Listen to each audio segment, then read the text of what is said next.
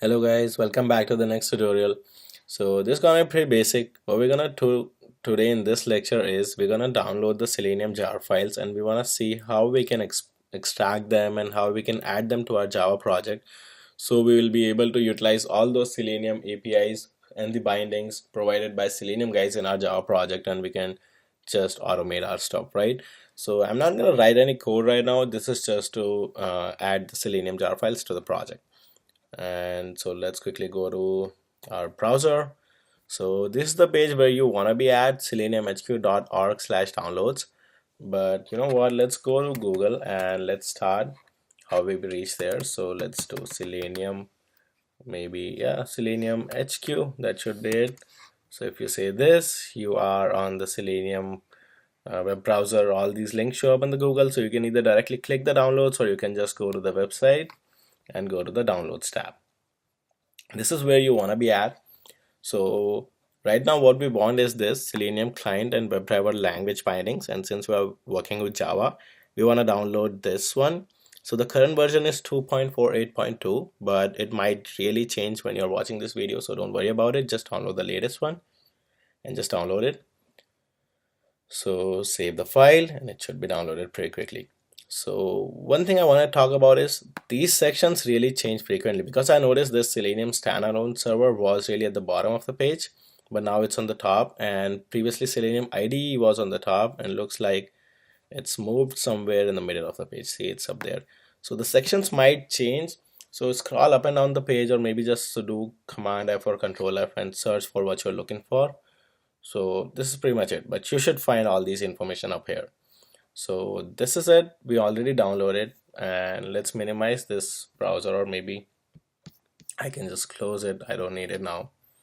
So, and now we want to go to the downloads folder.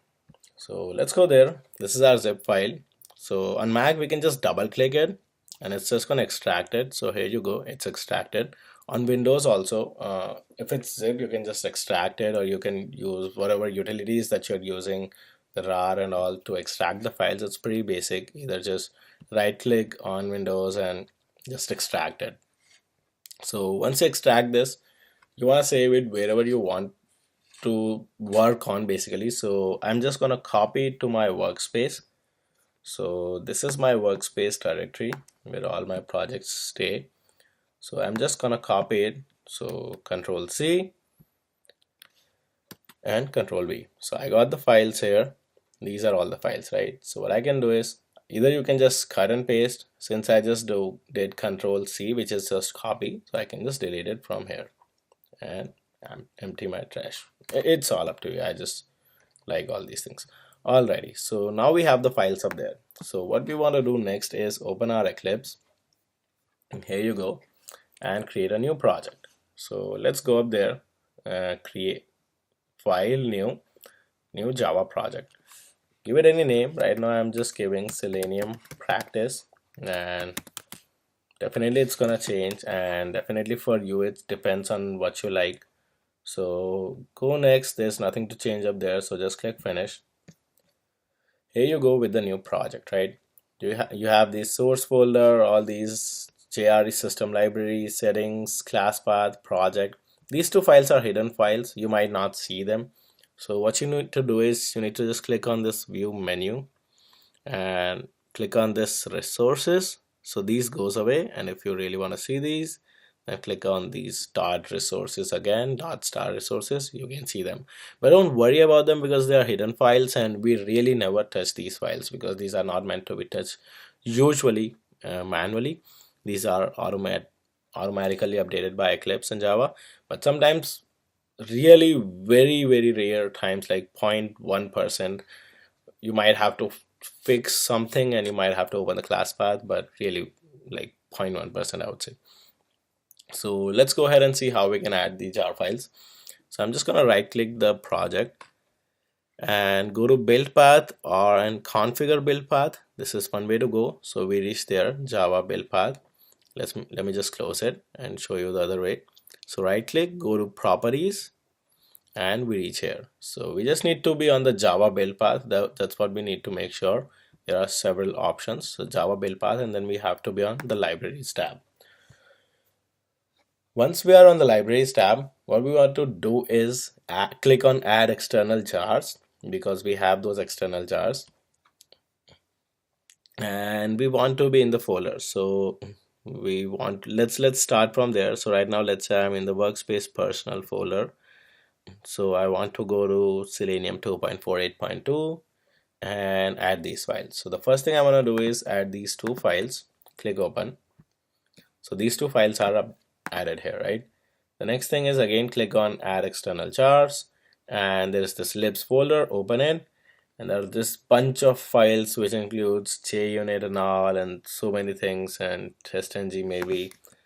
Yeah, testng jar is also there. A lot of things. So just do Command A or Control A, select all the files at once, and click open.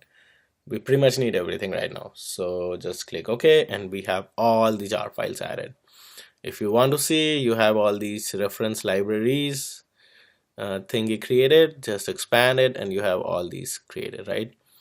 So we have the jar files added. Next thing, usually what we do is we create a project. Sorry, we already have a project, so we create a package. So let's say maybe a test package. I'm just giving it a name right now.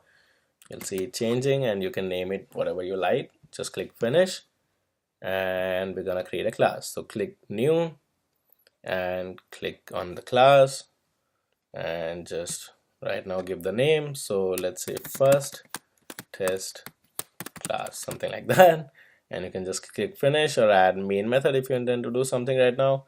And we'll not be adding main methods in the future when we actually work with the test cases, JUnit or testng, because that's what we're going to be using. Main is not needed for those test ones, but if you just run a Java application, simple Java code, you need a main method. So let's click finish, and we have our first class. So how we use those APIs and those libraries is we have to say import, and the name, let's say WebDriver. I'm gonna hit control space. So driver, it shows all these related ones. So if I add these, it shows it is from org.openqa.selenium, and it's added. So once it's added, I can utilize all these APIs and all the methods available within it and all those things. So just to give you an example, don't worry about what I'm writing right now.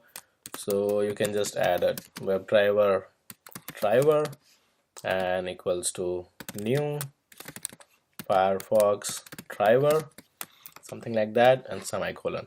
It'll again ask you to add more things. So if I go there, it'll say change to Firefox driver.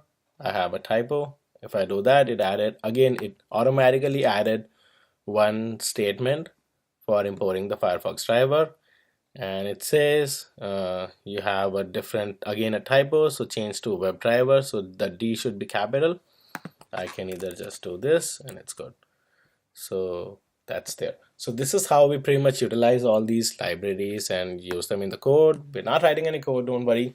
We'll be doing it in the future lectures. So this is pretty much it, guys. If you have any questions related to downloading the jar files, expanding them, adding them to the project, just feel free to let me know. So for now, that's pretty much it. Stay tuned for the next lectures, guys, and thanks a lot for attending this one. Thank you.